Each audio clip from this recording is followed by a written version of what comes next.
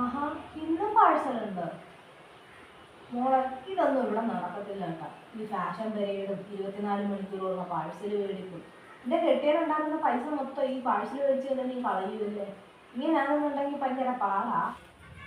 ഉമ്മ, ഇത് പണ്ടത്തെ കാലമൊന്നുമല്ല.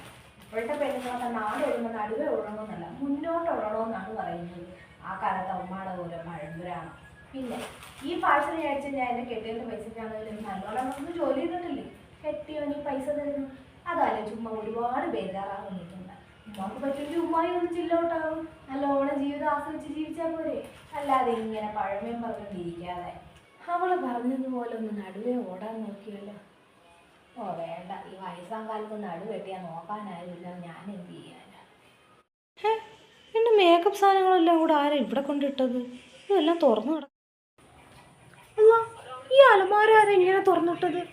എൻ്റെ പുതിയ പാഴ്സലും കാണുന്നില്ലല്ലോ. ഇനി വല്ല കള്ളനും കയറിയതാണോ? ഉമ്മ, ഉമ്മ, ഇവിടെ ആരോ കള്ളം കയറിയെന്നാ തോന്നുന്നേ. ഉമ്മ എന്തെങ്ങനെ? മോൾ പറഞ്ഞത് മടപടലൊന്ന് ചിന്തിച്ച് ഒരു ചേഞ്ച് ആർക്കാ ഇഷ്ടമില്ലാത്ത. ഇങ്ങനെയുണ്ട്.